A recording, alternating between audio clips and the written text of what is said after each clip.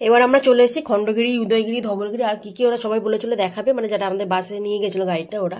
কিন্তু বাসটা ছেড়েছে সকালবেলা অনেক লেট করে, আর এখানে এসে না সাইট সিনগুলো দেখাচ্ছে, মানে অনেক তাড়া দিচ্ছে যে এই টাইমের মধ্যে দেখে চলে আসবে, এই টাইমের মধ্যে তারপর 14বার ফোন করছে। তো যাও, এখান থেকে তো উঠতে একটু সময় লাগবে। এইগুলো এখানে খণ্ডগিরি, একটু খণ্ডগিরি উদয়গিরি এটা দেখে তারপর ধবলগিরি আরও কী বললো সব দেখাবে, ওগুলো দেখবো। কিন্তু এইখান থেকে উঠতে উঠতেই অনেক সময় হয়ে গেছে। মাম্মা তো এখানে পুরো একা একাই উঠেছে, আর আমি গিয়ে না এই গুহাগুলোর ভিতরে দেখছিলাম ভিতরে কি আছে। এগুলো ফাঁকা ছোটো ছোটো ঘর, এগুলো নাকি আগেকার মানে অনেক দিন আগে মানুষ সব থাকতো এখানে। আর এখানে দেখার সেরকম কিছু নেই, সবাই পাহাড়টার উপর উঠছে, এখান থেকে ভিউটা দেখছে, এখানে ফটো টটো তুলছে, ভিডিও করছে। আর এখান থেকে মন্দিরটাও খুব সুন্দর দেখতে লাগছে। তো আমরা এইটুকুনি দেখতে না দেখতেই আমাদের আবার বাসওয়ালা ফোন করে দিয়েছে, বলছে তাড়াতাড়ি চলে আসুন, আপনাদের টাইম হয়ে গেছে। তো আমরা তাড়াতাড়ি করে বেরিয়ে গেছি, গিয়ে ওখানে সবাই রেগে গেছিলো। এবার বাসের যে গাইড ছিল সবাই ওখানে গিয়ে একটু ঝামেলা মতো করেছে যে আপনারা এত দেরি করে বাস ছেড়েছেন, তার উপর আবার এত তাড়া দেখছেন। তো সেরকম কিছু আর দেখিনি, এই খণ্ডগিরি উদয়গিরিটা দেখেই আমরা চলে গেছি।